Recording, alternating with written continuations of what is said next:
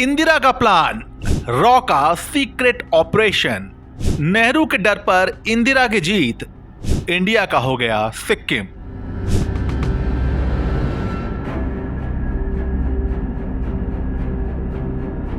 जब मुल्क आजाद हुआ तो सैकड़ों रियासतों की तरह सिक्किम भी एक आजाद रियासत थी। सरदार पटेल का बस चलता तो जूनागढ़ और हैदराबाद की तरह सिक्किम का भी भारत में विलय उसी वक्त हो जाता, मगर चीन से रिश्तों की दुहाई देते हुए प्रधानमंत्री जवाहरलाल नेहरू ने उन्हें ऐसा करने से रोक दिया। पिता के इस अधूरे रोके काम को अंजाम तक पहुंचाया बेटी इंदिरा गांधी ने, और इस काम में अहम भूमिका निभाई देश की खुफिया एजेंसी रॉ ने। नमस्कार, जनसत्ता में आपका स्वागत है और सियासी किस्से में आज बात सिक्किम के भारत में विलय की। सिक्किम का स्टेटस। आजादी के वक्त सिक्किम में चोग्याल वंश का राज था। इंदिरा गांधी के सहयोगी रहे पीएन धर के मुताबिक नेहरू को लगता था कि अगर सिक्किम को भारत में नहीं मिलाया गया तो चीन तिब्बत पर आक्रमण नहीं करेगा, मगर वो गलत साबित हुए, जिसके बाद 1950 में भारत और सिक्किम के बीच एक ट्रीटी साइन हुई जिसके अनुसार सिक्किम भारत का प्रोटेक्टोरल राज्य बन गया, यानी कि सिक्किम में राज्य राजा का होगा लेकिन डिफेंस और विदेश के जुड़े मामले भारत सरकार देखेगी। 1964 तक ऐसा ही चला। फिर नेहरू की मृत्यु के बाद सिक्किम के राजा पलडेन नामग्याल स्टेटस क्यो में बदलाव की मांग करने लगे। उनका कहना था कि 1950 की ट्रीटी में बदलाव करते हुए सिक्किम को भूटान जैसा स्टेटस मिले, यानी एक स्वतंत्र देश। सिक्किम को परमानेंट एसोसिएशन। 1970 में अंदरूनी कलह से जूझ रही इंदिरा गांधी सरकार ने राजा चोग्याल को सिक्किम के लिए परमानेंट एसोसिएशन का स्टेटस ऑफर किया।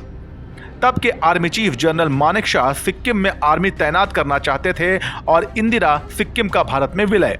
ऐसे में पीएम गांधी ने रॉ चीफ आर.एन. काओ से पूछा, क्या तुम ये काम कर सकते हो? रॉ की एंट्री।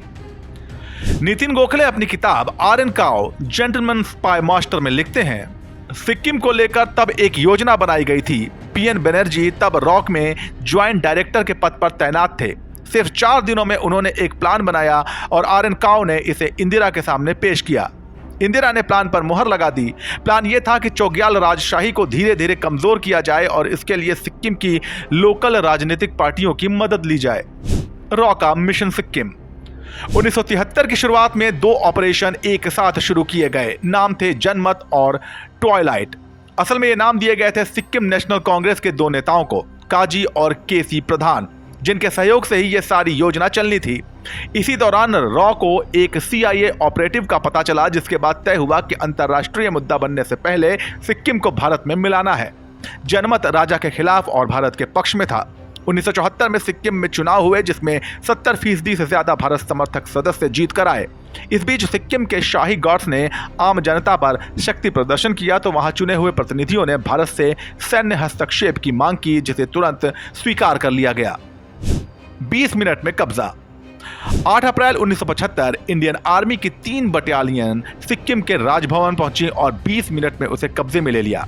इसके बाद पूरे सिक्किम में विधानसभा की देखरेख में एक रेफरेंडम कराया गया। 97% जनता ने भारत के साथ विलय के पक्ष में मतदान किया और 16 मई 1975 को सिक्किम आधिकारिक रूप से भारत का 22वां राज्य बन गया।